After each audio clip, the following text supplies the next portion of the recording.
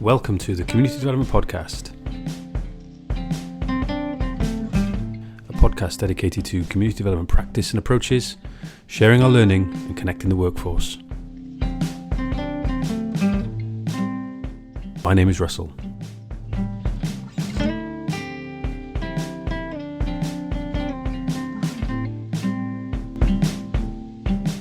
And it's welcome to episode 30. My name is Russell, and I have the very great pleasure today of speaking to Christian Noakes, the author of an article I encountered in Peace, Land and Bread back in the last year, actually. So we've been talking about doing this for quite some time, actually. So it's great that we've finally got around to it. The article is called "Displacement of the Dispossessed: Community Development Under Capitalism." I'm sure this happens to you, to listeners. Every now and again, you read an article and you just kind of go, "Wow, that has just broken down some really complicated things into understandable, accessible language, challenged some previous kind of understandings and conceptions and assumptions." You just want to tell everybody about this article, which is what I did pretty much. And so, as I said, it's a very great pleasure to have the author of that article, Christian Noakes. Hello, Christian. Hey, Russell. Thanks for having me on. Welcome to the podcast. You're in Atlanta, in Georgia. What else do people need to know about you? Well, I'm an associate editor for the journal Peace, Land and Bread. I've got a master's degree in sociology, dealing specifically with issues around race and urban studies. I also have a lot of experience outside of academia around housing and development, both in terms of activism, but also some NGO work dealing with issues around fair housing and housing discrimination, as well as things such as like eviction, which is becoming a pretty pertinent issue, even more so. As reflective of that, there's a very strong housing emphasis, isn't it, in the article? You're talking about programmes that maybe certainly UK-based listeners to this won't necessarily be familiar with, called sort of Hope 6, and there's some, I suppose, sort of policy jargon, if you like, in relation to things like community benefits agreements, and there's some other kind of language in that. Choice Neighbourhoods Initiatives was another one I read. I think those who get into this, I think people will be able to see certain similarities, even though the programme names change, and from jurisdiction to jurisdiction, some of the underlying principles and assumptions and that kind of acquiescence essentially to capital accumulation by pretty much everybody involved in these programmes, I think is a fairly standard thing wherever you are. What was your motive? Obviously you're involved with Peace, Land and Bread, but what was your motive specifically behind this article? I guess there's a few different interrelated reasons. I think the most immediate is that housing is an issue that affects me directly. It affects a lot of people in the U.S. I am not originally from Atlanta. I'm actually from California, which has some of the worst issues with affordable housing, a lot of homelessness out there. So the general area of housing was always just very obvious for me.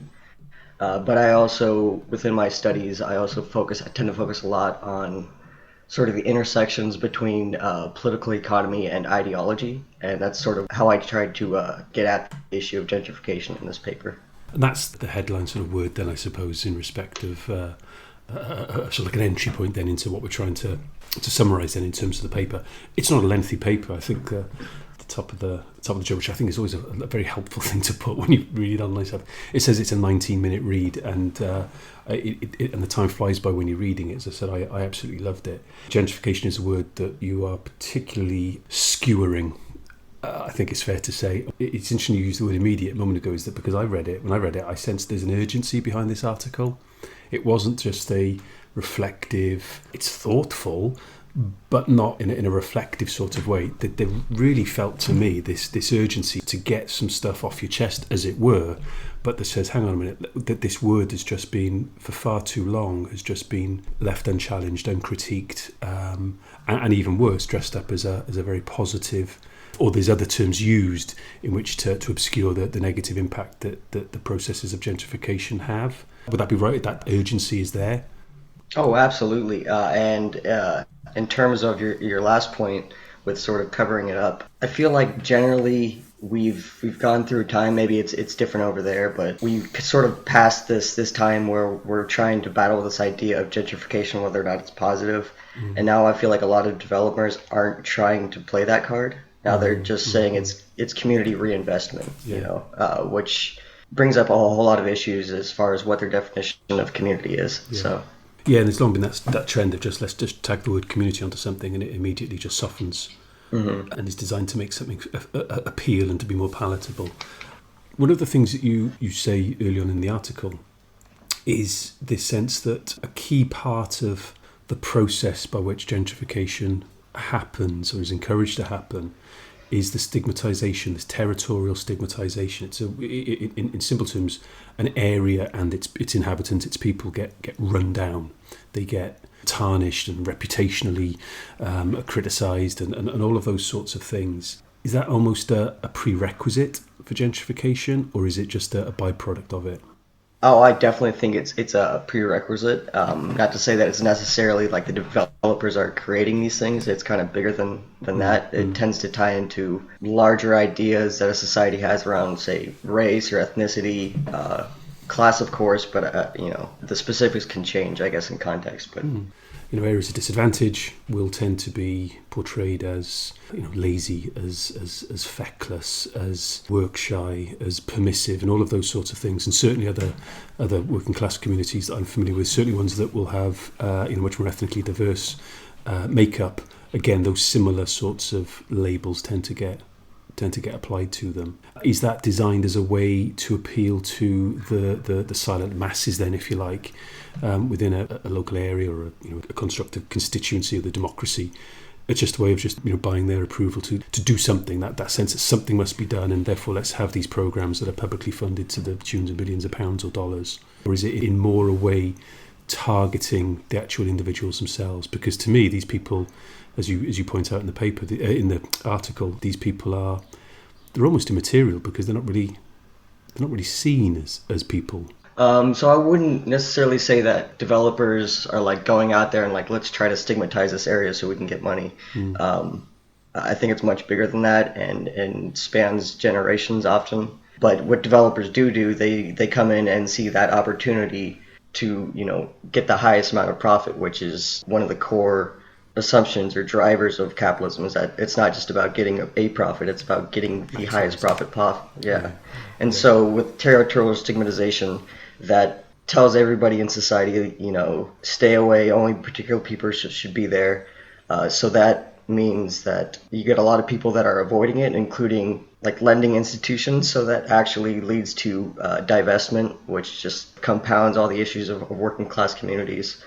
And that in turn drives the rent down, which makes it the gap, which is called the rent gap. It makes it that much larger so that developers can essentially buy low and sell high, and that's where that maximization of profit is. So they're exploiting a larger phenomenon that goes beyond their own particular projects. We're all probably familiar with the glossy sales pitches and the hoardings that get erected around the development areas and things like that.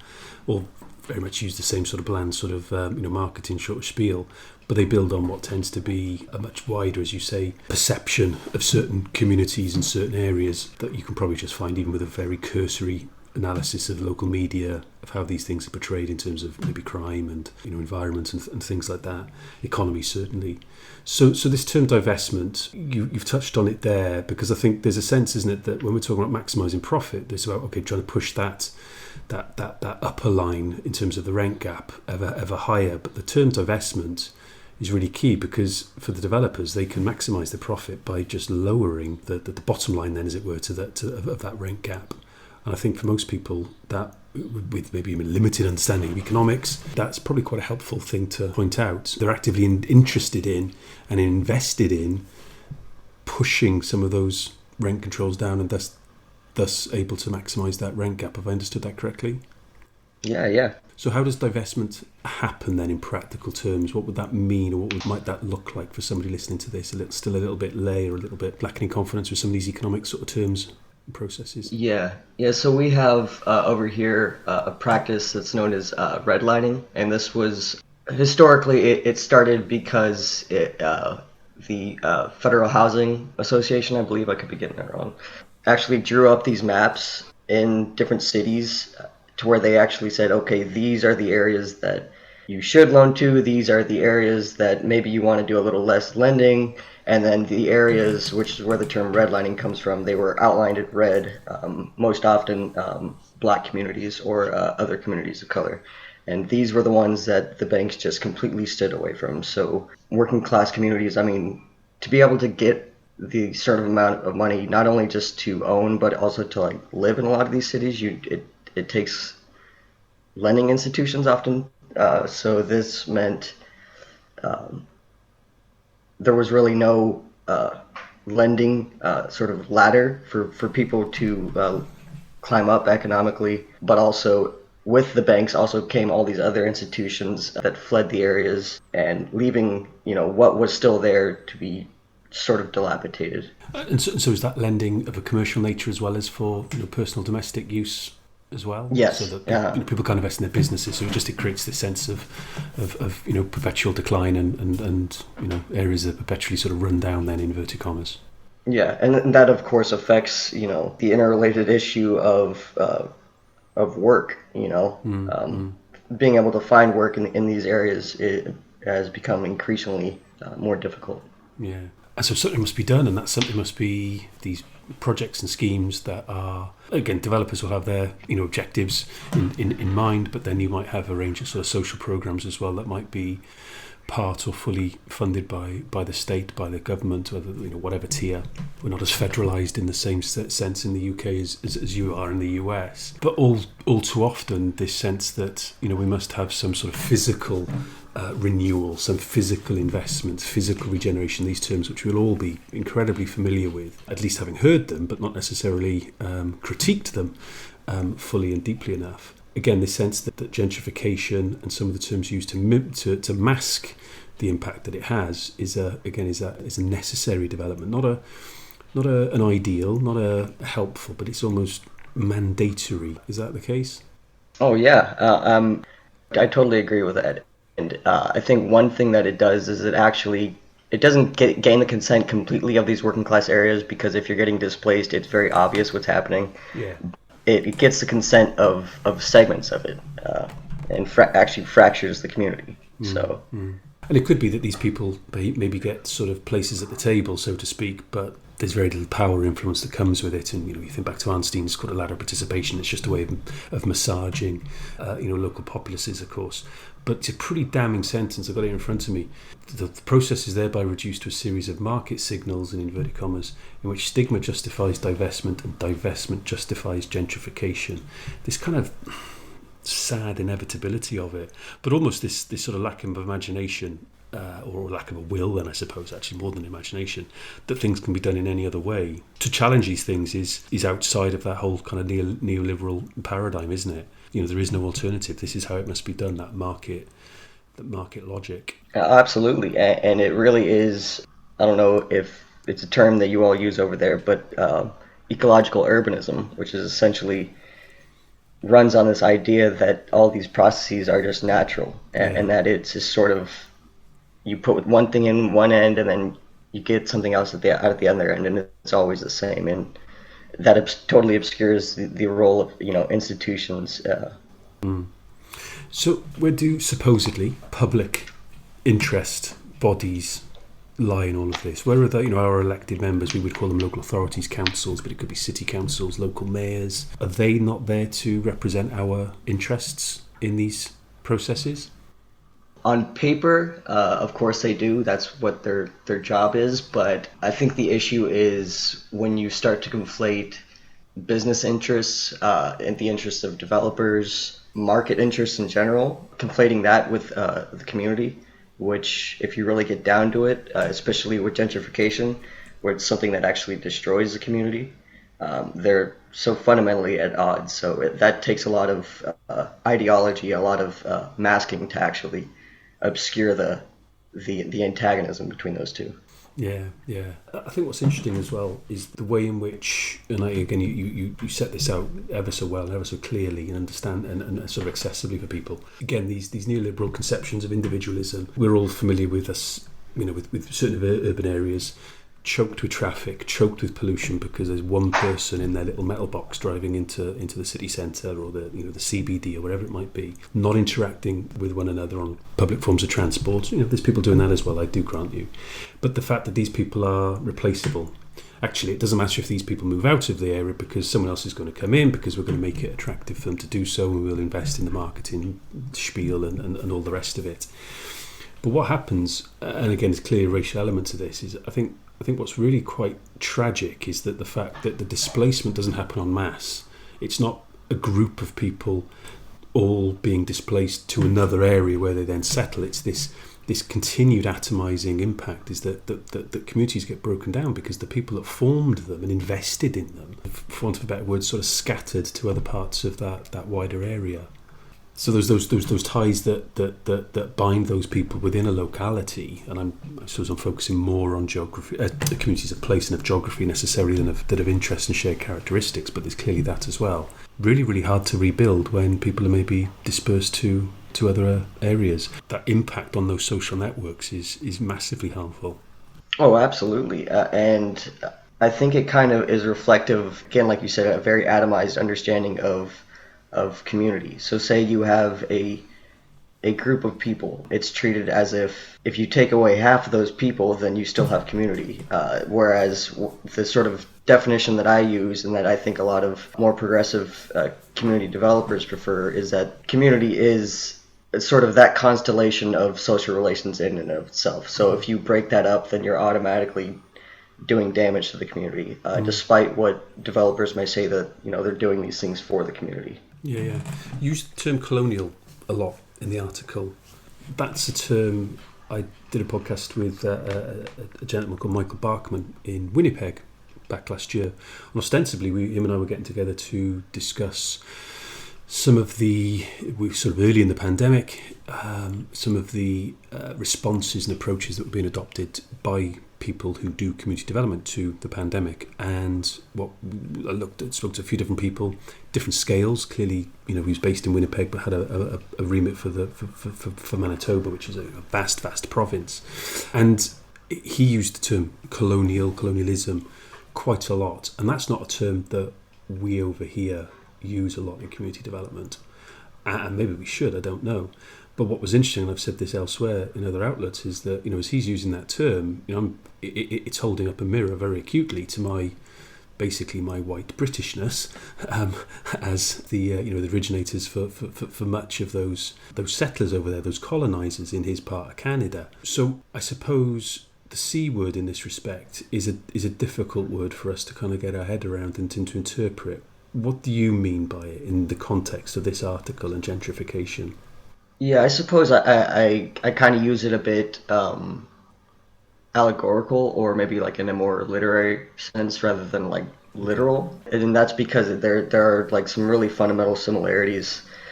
So I guess just going back real quick to the idea of stigmatization, part of that actually has this assumption of neighborhood decline reflective of misuse rather than structural inequality. So you have this sort of terra nullius, this land without a people that know how to use it correctly. So you either need to come in and bring wealthier people that supposedly know how to use it, or you need to teach these people, quote unquote, how to be good citizens. And that's really tied up. The idea of citizenship in this is really tied up with consumer power. Yeah, and greater consumption and continued consumption and that throwaway culture, isn't it? And changing your smartphone every 2 years. I think that is helpful, actually, and it probably serves to help certain people feel a little bit more comfortable, as it were, with that term colonial. There is a very patronising, looking down at attitude to the communities that tend to be at the sharp end of gentrification. And again, it's reinforced in a lot of government literature, government policy, but certainly within local, and national press for that matter. Only on the weekend over here, there was reference to some article in a right-wing newspaper talking about, no-go areas for white people. It was very much being sort of anti-Muslim and anti-Islamic. Well, one of the areas was Cardiff, where I live, and there wasn't even actually any reference to Cardiff in the article, because I was curious as to where they meant, because I didn't know of anywhere of that nature. And of course, there wasn't actually any reference to Cardiff, but nevertheless, in the header image, Cardiff is one of the dots on the map in the UK as being home to some of these things. I partly resent myself for even raising it, and the risk of people maybe going searching the internet for it, but it doesn't deserve their attention. But it's this sense that again, stigmatizing places, making them, like I said, that misuse. I think it's a really good film, that terra nullius term. Again, that sense that people aren't using space the right way, and that it's dangerous for other people to go there, and permissive, and all of these things. And there's inevitably a gender aspect to it, as well as a racial and an ethnic context to it as well. And when you talked about then some of the programs and the policies that exist there, so Hope 6 being one of them. I'm not too familiar with particular policies in the UK, but I would imagine I'd be willing to bet that the underlying logic is the same, and a lot of the practices are the same. So I guess maybe just to go over some general things that listeners might be able to make a connection with where they're at. A big part of neoliberal development is this idea of mixed income development. There is a sort of an assumption that if you just bring in wealthier people, that they'll be like a positive role model for people that apparently don't know how to be good citizens. And there's maybe a reasonable assumption that it could help with tax base, but there's also oftentimes this whole idea of being like a character example rather than just putting in money to the community. You've also got mixed use, which is a combination of commercial and residential.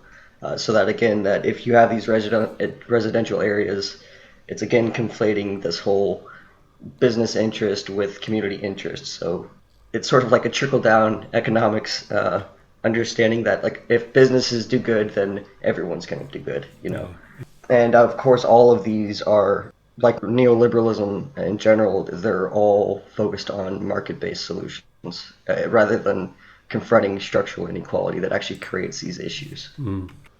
And so one of the things that these policies will do, they will try to get concessions out of developers, won't they? And essentially trying to get concessions out of that speculative capitalist accumulation, parks, I don't know, a certain percentage of affordable housing. An interesting term which suggests that you have lots of unaffordable housing, of course. We know them as sort of Section 37s over here, whereby a housing developer building X number of houses locally is obliged to put money into certain facilities, like I said, parks or whatever.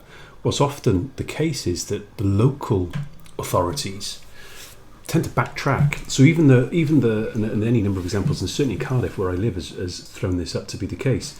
Whereas the national guidance says that actually a local government can go for so high, and we may argue that the bar is not high enough and there should be far greater concessions from the developers. It comes back to what you were saying a moment ago, that on paper should be acting in our interests and representing our interests, will actually settle for far shorter than what the national guidance or legislation would on paper allow them to aim for. So you talk about these community benefit agreements around trying to promote more inclusive community development, or more inclusive development that benefits the local communities, the in situ communities. Are these worth the paper they're written on, these agreements? Yeah, that's a good question. Something that I really struggled with while writing the paper. There was at the time a community benefits agreement here in Atlanta, where community members were trying to force both state and private developers who were partners to actually come to the table and sign a CBA. How that played out here is it was essentially like, you have no power, we have no need to sign this, just get out of our office. CBAs, things like this, can have a positive mitigating effect, but there's such a fundamental power imbalance to where, like I said, they could just be like, I'm not signing that. Like, they're not going to sign it unless they feel like it's in their interest. There's no teeth to it. There's no really way of enforcing it. It's sort of a gentleman's agreement and nothing else. And again, what it does, it sort of encourages as well, and sort of acquiesces then at least the sense that you can have, and you refer to it as value conscious growth. It doesn't fundamentally move away from concepts of growth, or as you refer to the growth machine process. It's just that there's kind of slightly more value conscious growth versus less value conscious growth. And again, it's just the dichotomy here is just remarkable, isn't it? The sense that actually we all know that, to have this slightly more benevolent form of growth, you have to, you're only having to talk about these things because we know fundamentally, and it's being played out right in front of us, it's hiding in plain sight, much more aggressive, harmful, destructive, both to communities, to the ecology and so on, of forms of development in the name of growth. What does community development then do? Because you talk about power imbalance, and that tends to be one of the things that community development work has to, put in the crosshairs, so to speak. How do we organise to push back against some of this, or how do we organise to subvert it ultimately and have something to replace it that is much more equitable, that invests in people and communities, that doesn't atomise them, that doesn't dehumanise or depersonalise them and treat them as objects? What can we do? That's a huge question, and organizers and developers of good consciousness all over the place have been really struggling with that one. The very first thing, though, and that if you don't do this, it's really a pretty bleak outlook, is refuse their terms outright. You can't just accept that their form of community, or that community reinvestment or community development is synonymous with business interests, with profit motives and things like that. Just to make an example of the CBA that we were just talking about, you can't allow them to obscure the fact that, okay, they're doing all of this supposedly in the name of the community. So then why is the community having to come to you and ask for crumbs? They should be getting the lion's share.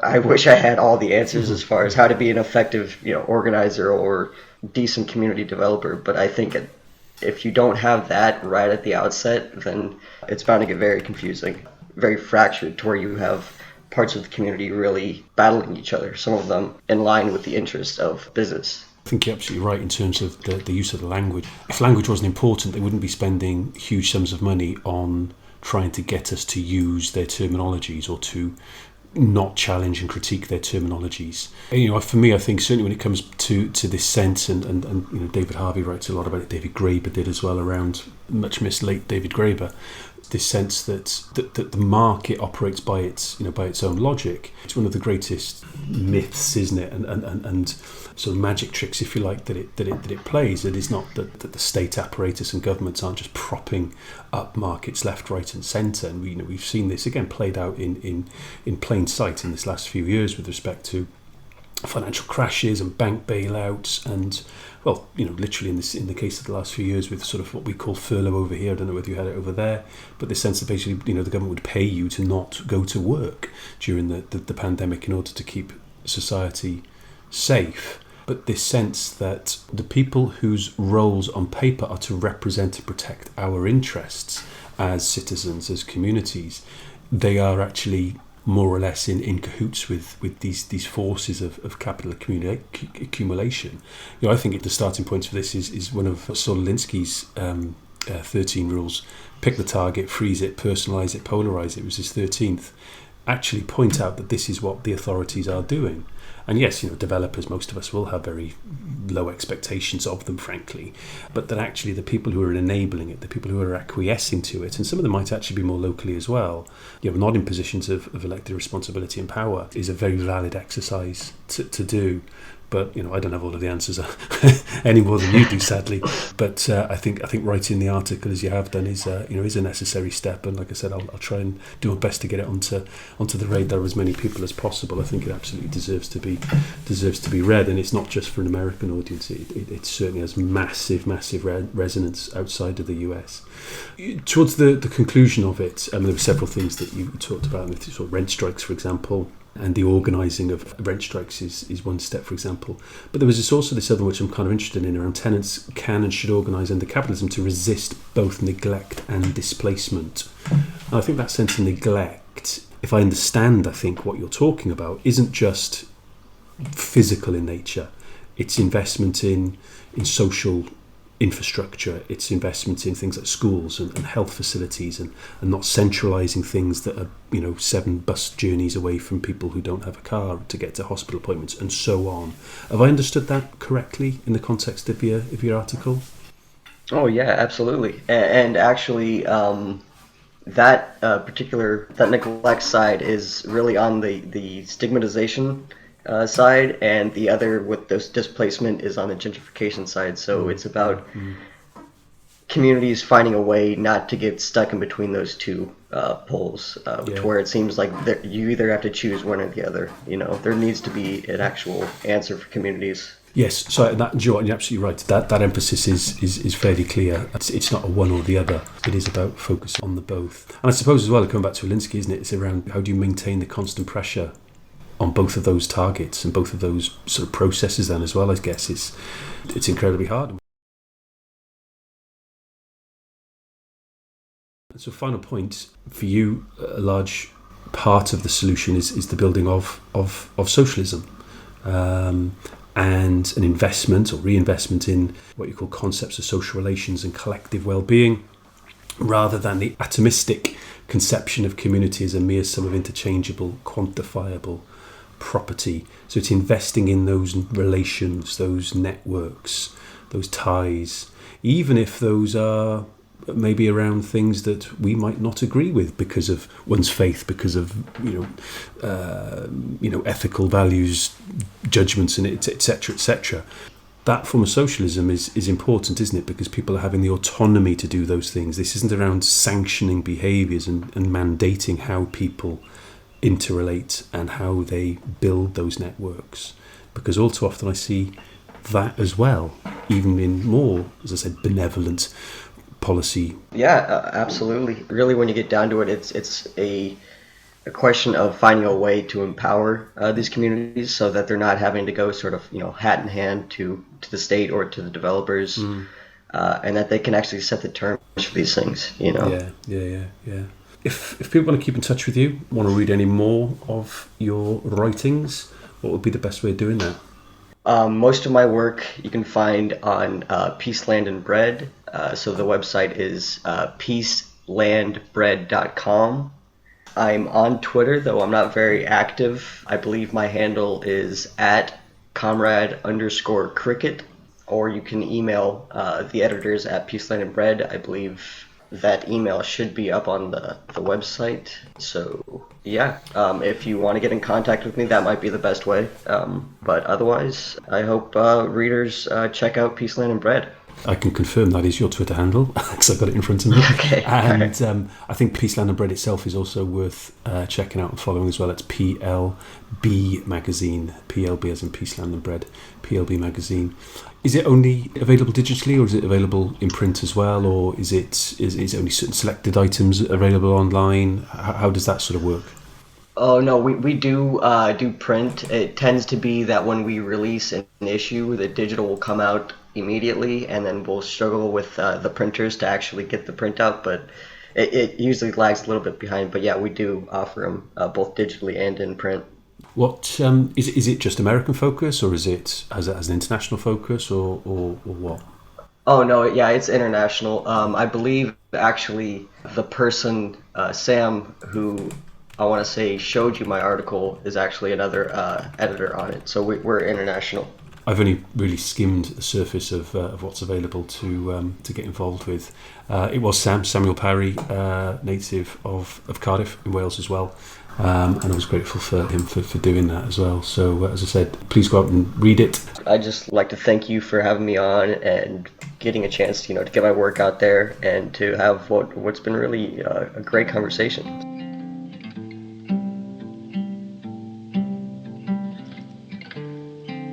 Thank you for listening to the Community Development Podcast.